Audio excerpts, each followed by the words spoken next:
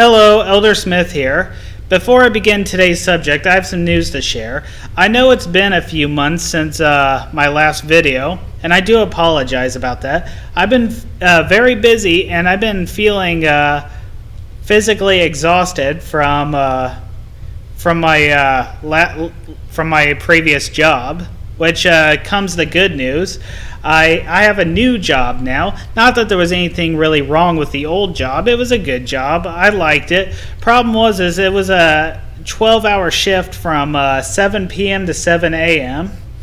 And that would make it so during most of the day I'd be asleep.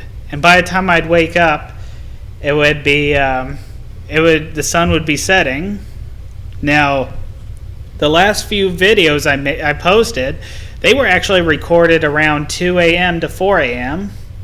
And those are some odd hours, but those are the only hours where I felt mostly awake. And it just, with everything else I needed to do, making videos just wasn't very easy for me as of late. But now that I'm working days again, 10-hour shifts, I feel awake again during the day. I feel refreshed.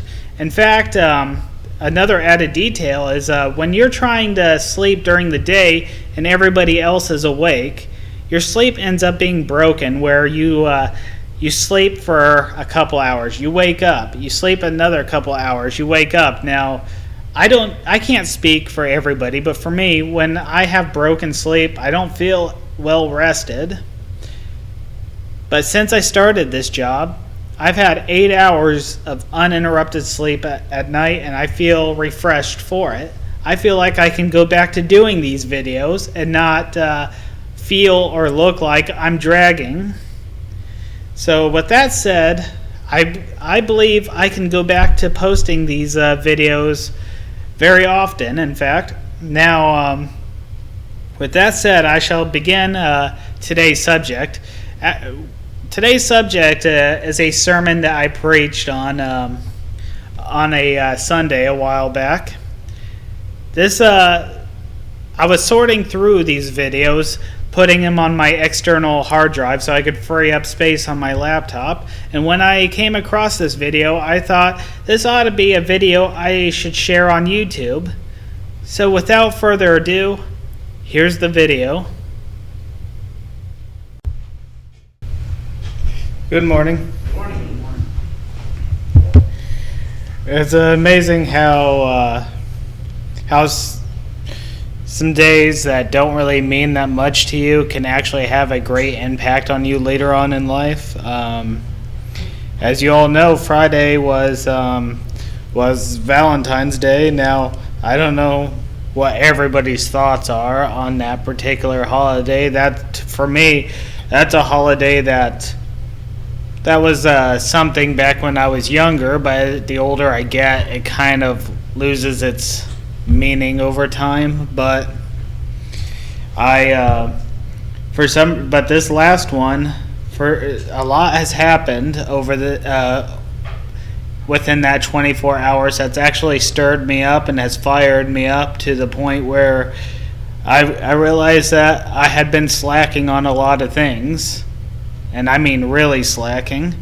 And it was right then and there that I decided I had to make a choice. It was either I start back up on the things I used to do and haven't done in a long time, or I just say I quit as a whole and just don't pick it back up. Well, option B is not the one I wanted. I wanted to keep on going with the things I've started.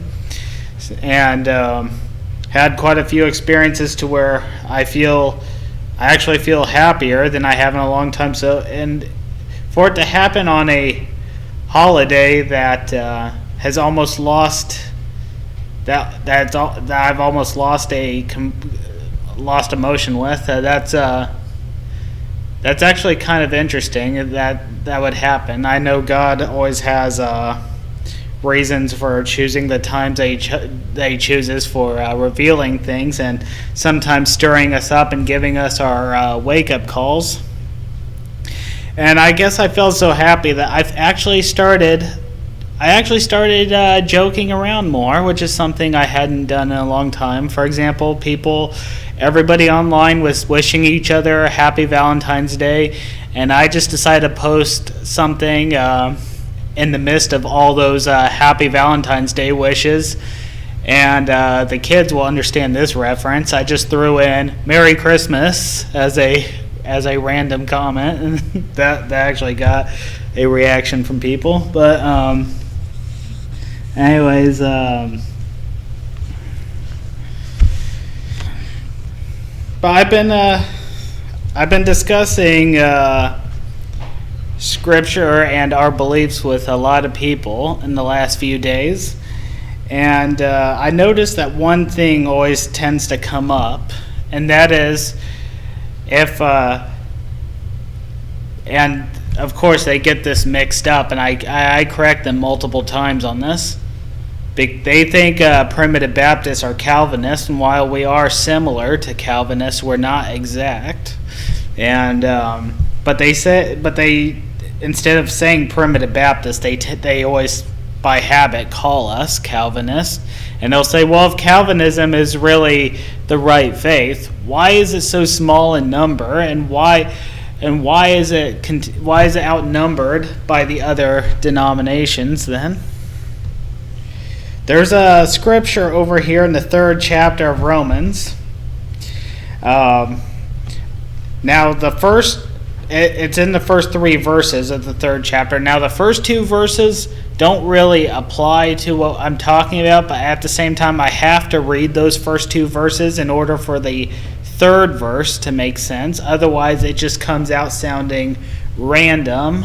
But it says, "What advantage then hath the Jew, or what profit is there of circumcision? Much every way, chiefly because that unto them were committed the oracles of God." Now here's the verse I want to cover over. It says, "For what if some did not believe?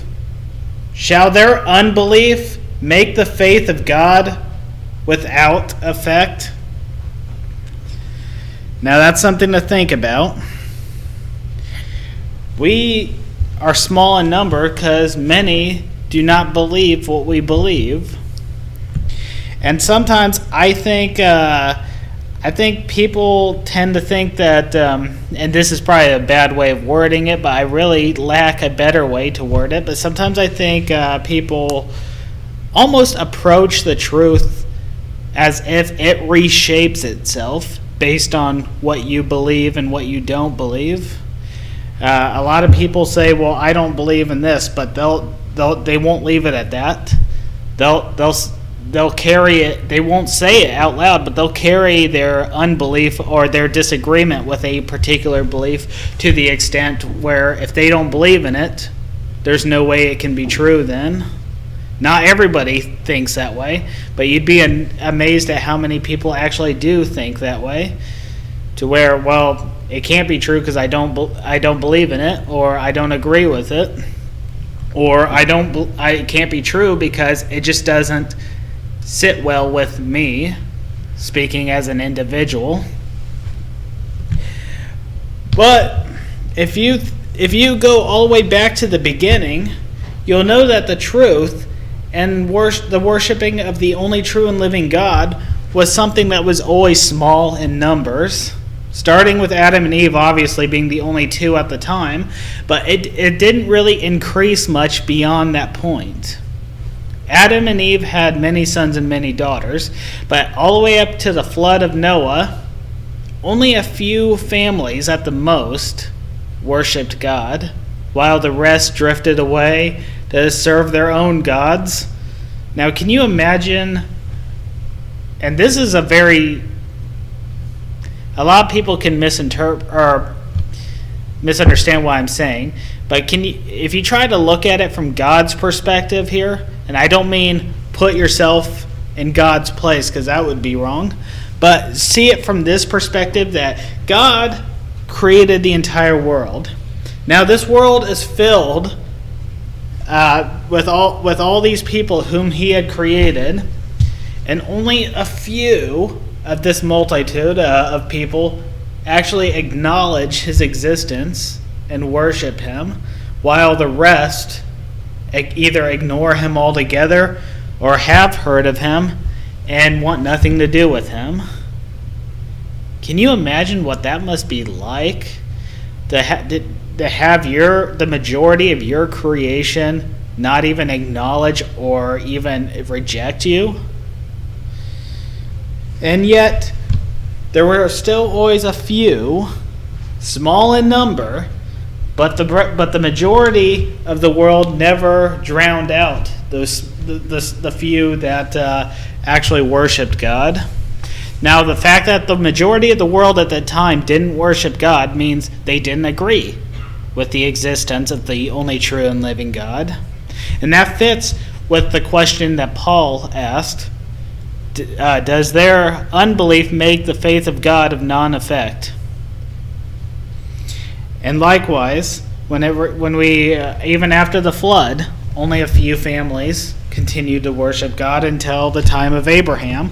Then God chose Abraham and said that he'd make a nation out of his people, and it came true in the end. And all the way up to finally the beginning of the book of Judges, they were established as a kingdom called Israel. But Israel was so small, as I pointed out before, even the state of Indiana is bigger than the country of Israel.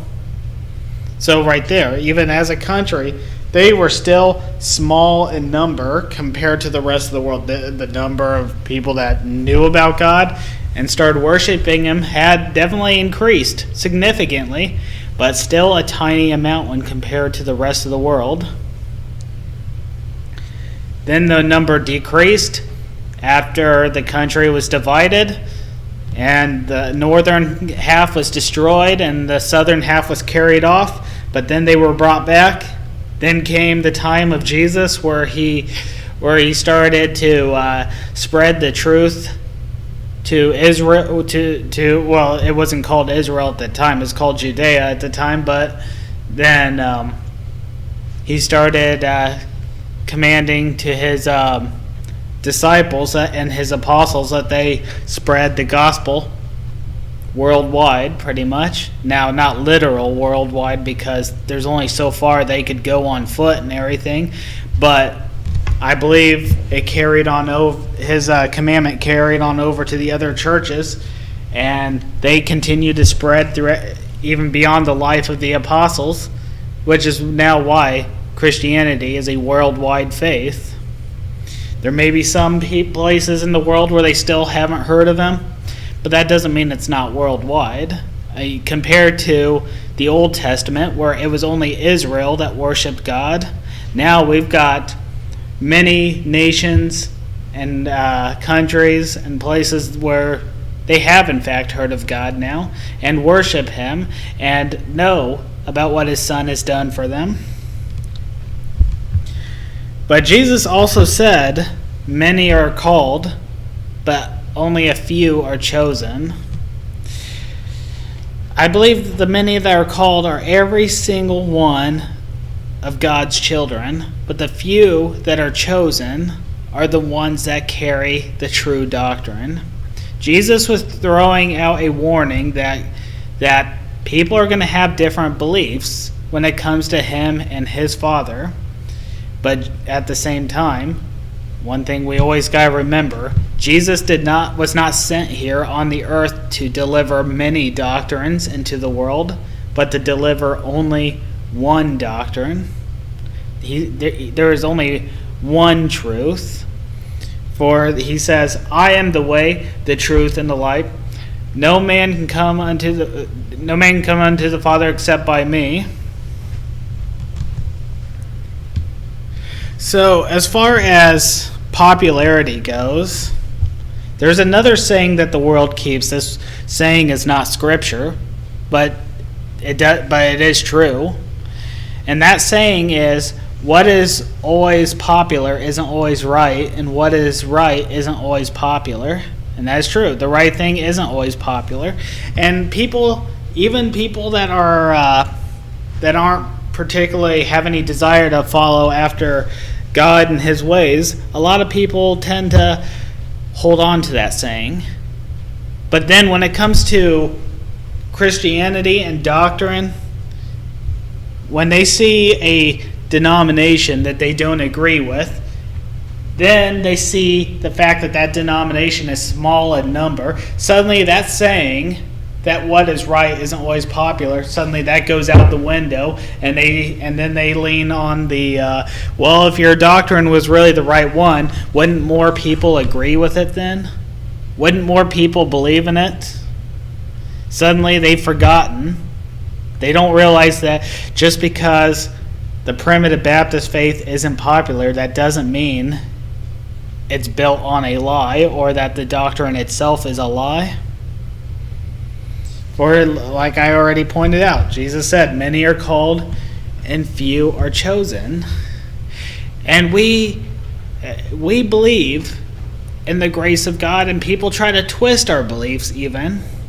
For in that very same chapter, actually no, I think it might actually be the 9th chapter of Romans, where Paul said, there'll be many that will slanderously report us, saying, let us do evil, that good may come. You know we get accused of that all the time, right?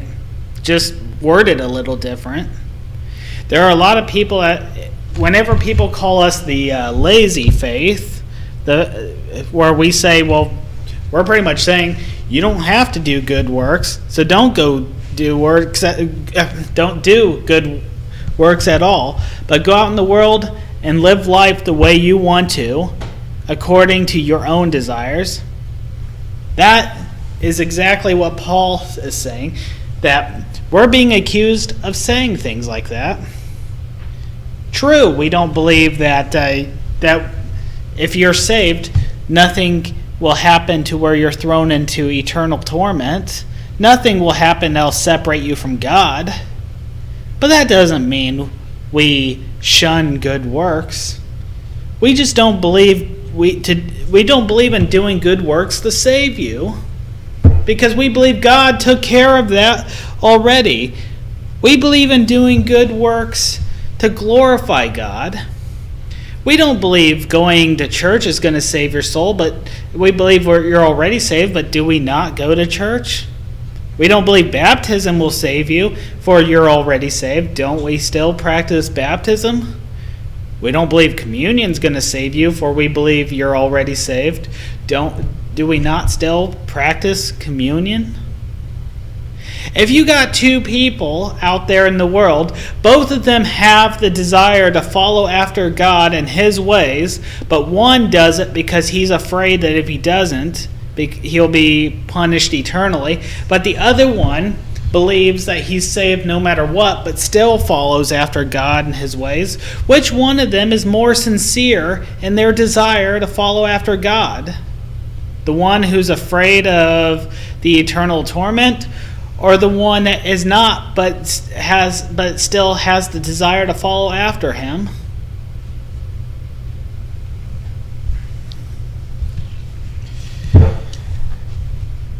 So we have to ask ourselves one question. This isn't just a question limited to us, but to everybody in the entire world that is a part of Christianity as a whole. And that is the truth really built upon numbers?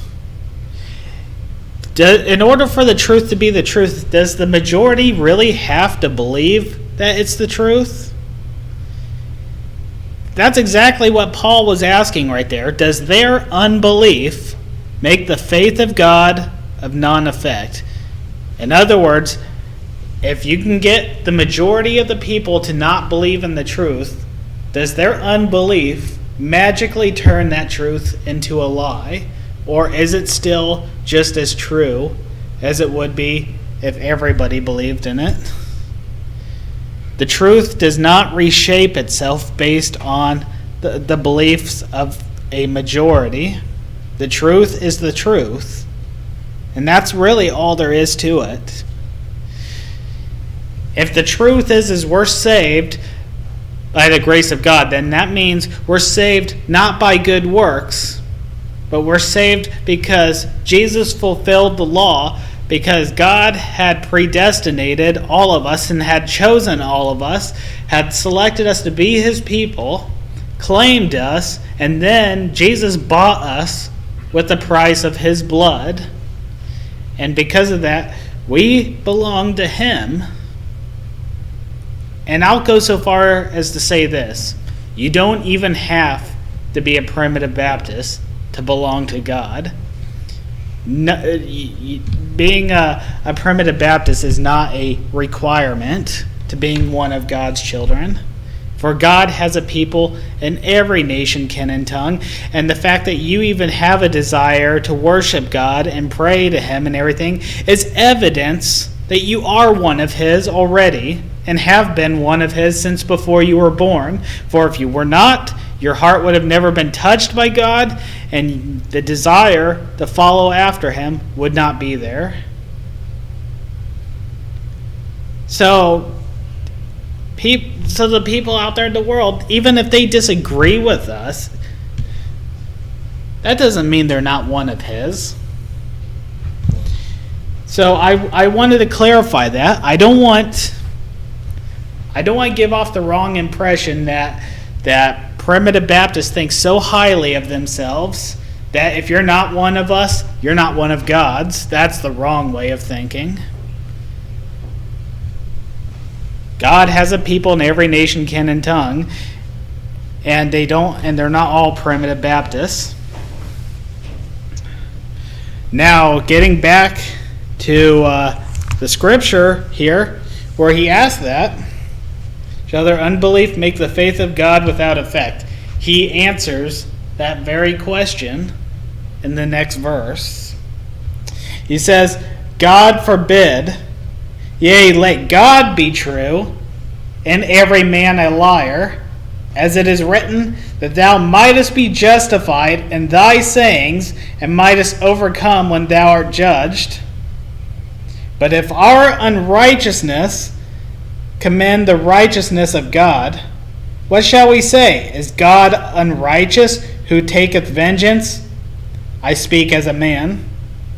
Now, I love how Paul slid that part in at the end, because he's saying, when he asked that question, he was saying, he put in parentheses, I speak as a man, meaning he's stopping himself right there just long enough because he knows people are going to misinterpret his words. And he's like, I'm not speaking as an apostle who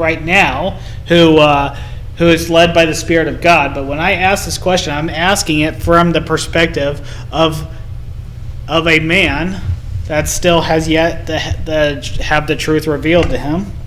He's using this question as an example and not a question that he really desires to know, because he already knows the answer to this. God forbid, for then how shall God judge the world? For if the truth of God hath more abound through my lie than his glory unto his glory, why yet am I also judged as a sinner? And not rather as... Oh, okay. It turns out I was wrong. It wasn't the 9th chapter. It was this chapter after all, and here it is. And not rather as we be slanderously reported, as some affirm that we say, let us do evil that good may come, whose damnation is just. Now, I think when you read the scriptures that have words inserted through parentheses, it is important to read it in two different ways. Read it without the words that are in parentheses, then reread it with the words in parentheses. And I'll give you an example. I'm going to read that scripture again, but I'm going to read it twice. One will be without the parentheses. And not rather, let us do evil that good may come, whose damnation is just. That sounds wrong. It sounds very wrong when you read it that way. That's why Paul feels it's necessary to insert his personal words into the matter as a way of clarification. That's why he added in, as we be slanderously reported, as some affirm that we say.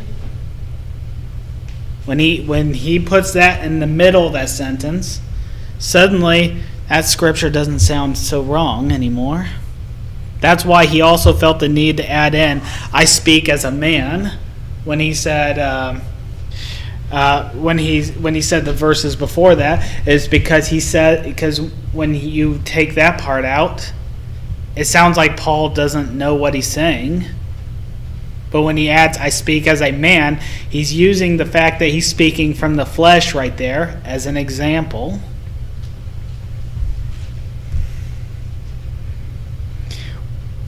What then? Are we better than they? No, in no wise. For we have before proved, both Jews and Gentiles, that they are all under sin. As it is written, there is none righteous, no, not one. There is none that understandeth. There is none that seeketh after God. They are all gone out of the way. They are together become unprofitable. There is none that doeth good, no, not one. Now this makes a lot of people say, well, the scriptures can't mean that literally. There are people that follow after God every single day. What does it mean that there's none that seeketh after God? Well, it does mean it literal, because without the Spirit of God, none of us would seek after Him. We seek after Him because God has touched our hearts and has given us His Spirit. Remove that from us, the desire wouldn't be there. So when he says there's none that seeketh after God, it means there is none of their own accord, none from their own hearts that seek after Him. The ones that seek after Him because God blessed them to do so, that God gave His Spirit, and that Spirit gives them their desire. But the desire did not come from themselves. That's what it means by there are none that seeketh after Him.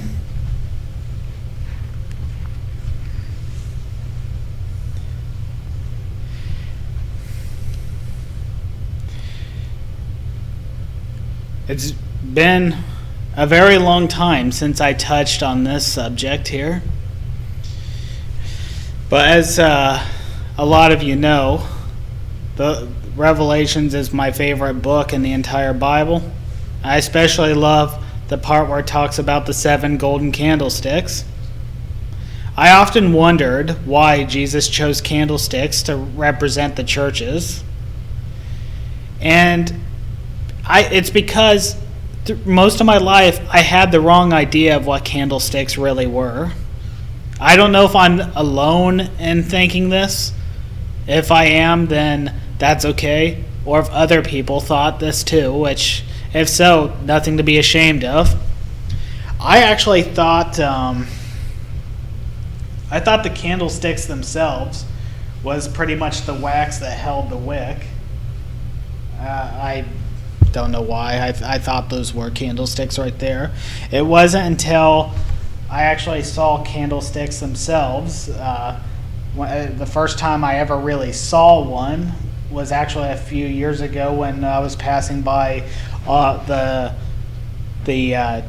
house decor stuff in Walmart, and then I saw one on the shelf, and as I picked it up and I examined it, it's like, well, I'm not really sure why it's called a candlestick. It doesn't really look like a stick. It just looks like a holder that holds up the candle. But as I examined it, it gave me a better idea as to why Jesus chose candlesticks to represent the church. Candlesticks, the function of a candlestick is to hold up a candle. Without it, the candle would fall over. The church is meant, likewise, to hold something up too. It holds up the very truth that we are supposed to proclaim. It holds us up. The foundation that the church doesn't represent the candle itself, but it does represent the candlestick. And where the candlestick is, there's also the candle, and where the candle is, there is the flame. And I believe the flame is the Spirit of God. That's all I feel led to speak about for today. I thank every single one of you for listening.